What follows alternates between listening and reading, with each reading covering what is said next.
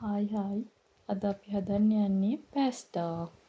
වතුර ටිකක් රත් වෙන්න තියලා ලුණු ටිකක් දාලා මේ වගේ පැස්ටා ටික දාලා අපි පොඩි වෙලාවක් තම්බ ගමු. එතකොට මේ වගේ ප්‍රමාණයකට තැඹුණාම තමයි පැස්ටා ටික හරි කියලා අපිට තේරෙන්නේ. ඊගාවට තාච්චියක් ලිපෙන් තියලා රත් වෙද්දී ඔලිව් ඔයිල් ටිකක් මේ විදිහට දාගන්න.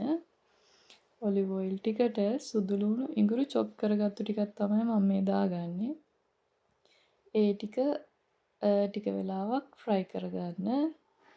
ඊගාවට අපි චොප් කරගත්තු ඉස්සෝ ටිකක් තමයි මේ දාගන්නේ. ඒ ටිකත් හොඳින් බැදෙන්න දෙන්න ඔය විදිහට. ටිකක් වෙලා බැදුනට පස්සේ අපිට පුළුවන් ටොමැටෝ පේස්ට් එක එකතු කරන්න. ටොමැටෝ පේස්ට් එකක් අපි ගෙදර හදාගත්තු එකක්. ඒක දාලා ඒක ටික වෙලාවක් රත් වෙන්න දෙන්න. ඒකට අපි එකතු කරමු අපි කඩෙන් ගත්තු පැස්ටා සෝස් එකෙන් හැඳි දෙක තුනක් තේ හැඳි දෙක තුනක් එකතු කරගන්න පුළුවන් රස වැඩි කරගන්න. ඔය මම එකතු කරන්නේ පැස්ටා සෝස් එකෙන් තේ හැඳි දෙකක් තුනක් වගේ. ඒකත් දාලා පොඩි වෙලාවක් අපි කුක් කරගමු.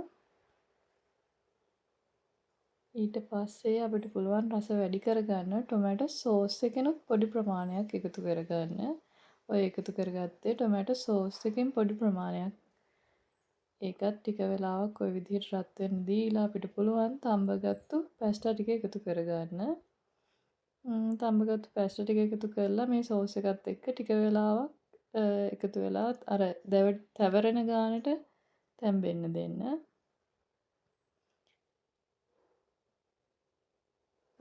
ඒක තැම්බීගෙන යද්දී අපිට පුළුවන් චීස් කෑලි කීපයක් එකතු කරන්න. එතකොට අර ඒකේ පැස්ටා එකේ සෝස් එකේ ක්‍රීමි ගතියක් හැදෙනවා. ඔය විදිහට තමයි අපි පැස්ටා එකට චීස් එකතු කරගත්තාම පේන්නේ. thank you එහෙනම් බලාගෙන හිටියට. මගේ පළවෙනි වොයිස් කරපු කුකින් වීඩියෝ එක. thank you හැමෝටම.